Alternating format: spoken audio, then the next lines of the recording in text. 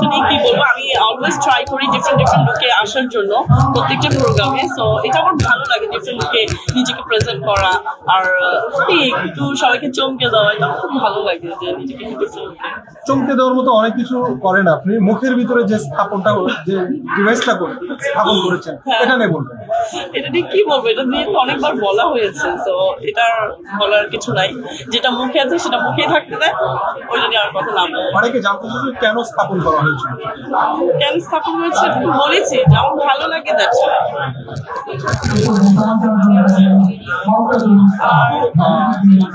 এখনো কি সিঙ্গেল?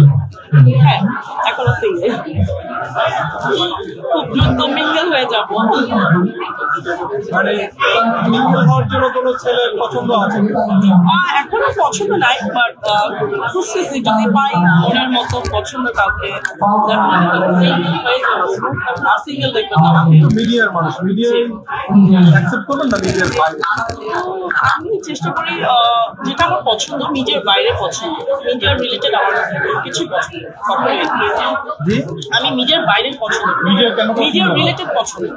সম্মান পেয়েছি যেখানে আজকে ইনফ্লুয়েন্সার অ্যাওয়ার্ড ছিল, তো থ্যাংকস টু ইনফ্লুয়েন্সার অ্যাওয়ার্ডকে যে আমাকে এই সম্মান দেওয়ার জন্য এখানে ডাকা হয়েছে। Thank you so much.